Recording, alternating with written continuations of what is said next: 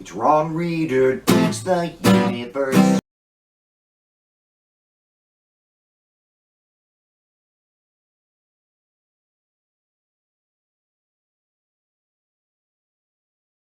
I'm Ron Reader, and this is Ron Reader Digs the Universe, and tonight, Hectoring the Poor in Baytown, Texas.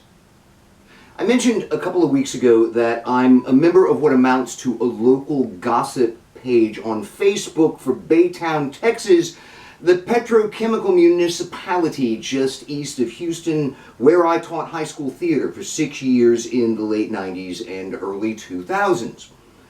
In recent months, there have been some posts by group members trying to raise money for, say, paying to get a car fixed, or to buy a toy for a child, or even to pay rent.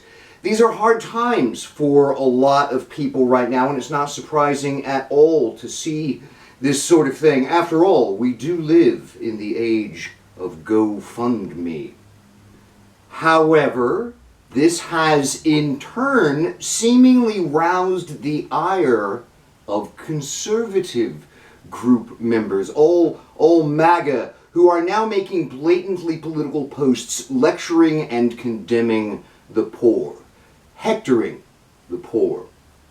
One thing you've got to know before I go any further is that Baytown is socially weird in that it has two distinct working classes. One working class is employed by the petrochemical plants, which dominate local politics and economics. They get good pay and benefits and live in decent neighborhoods in houses with yards.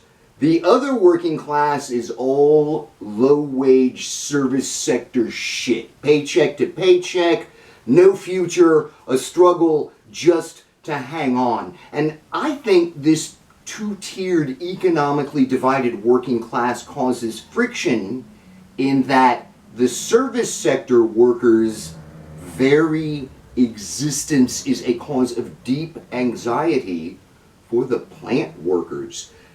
Deep down, the plant workers fully understand that their lifestyle and status depends solely on the whims of powerful global corporations who would squash them if they decided it was in their best interest to do so. Thus, instead of hating the corporations because this is Texas and stupid, the haves hate the people who they perceive as being the cause of their anxiety, the have-nots, because the have-nots are bad. Throw in race, and Baytown becomes truly fucked up.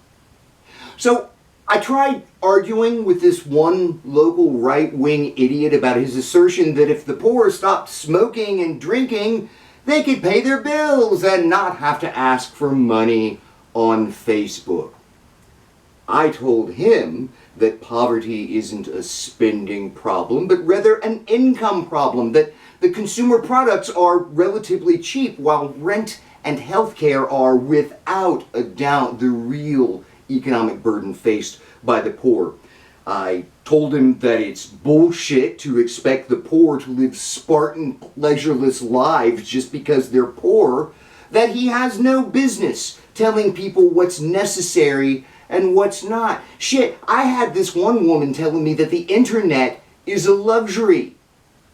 My shitty service sector job won't even look at you before you filled out an online application. It's crazy. Internet access isn't a luxury. Everything is online now. Anyway, it was as though these people are incapable of considering anything I was saying. I mean, the one guy kept trying to do the math for me, you know? It's like, now you see, if you quit smoking, you're going to save this much money, which will allow you to spend this much money. And you know what? His math never added up to being able to pay high rent and high healthcare costs. But he didn't care. He just ignored my observation.